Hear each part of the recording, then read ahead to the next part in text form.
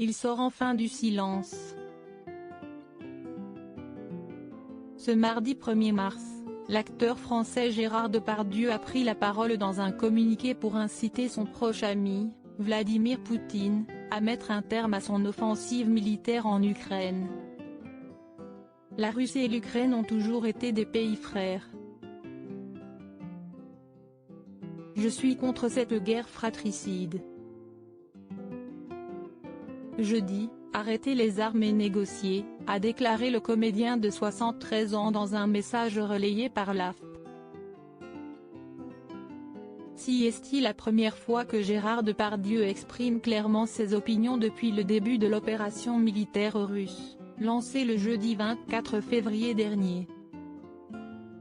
Si l'intervention de Gérard Depardieu fait parler, si est-il que l'acteur français entretient de très bons rapports avec la Russie et son président.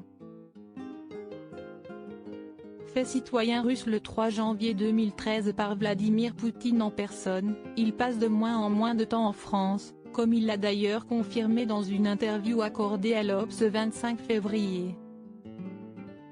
Même si j'ai encore la nationalité et un passeport français, je suis désormais citoyen russe et dubaïote, a-t-il déclaré. Mais ma vie se déroule le plus souvent en Méditerranée.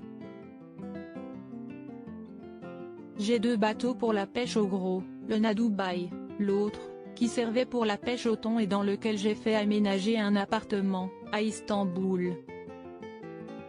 Je sillonne, je dérive, ça me va très bien. La France, j'y serai toujours pour tourner, mais de moins en moins pour y vivre. Je vais d'ailleurs mettre en vente mon hôtel parisien et mes vignes. Guerre en Ukraine, un bilan déjà tragique. Les rapports qu'entretient Gérard Depardieu avec la Russie ne l'ont toutefois pas empêché de s'opposer à eux. Et pour cause, depuis le début de l'offensive russe, plus de 500 000 Ukrainiens ont fui le pays. Au moins la moitié auraient trouvé refuge en Pologne, tandis que d'autres auraient rejoint la Roumanie, la Hongrie et la Slovaquie.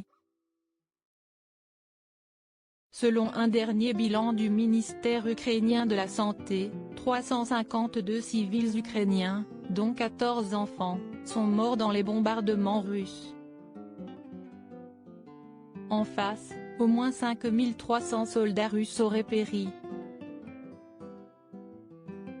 Loading widget.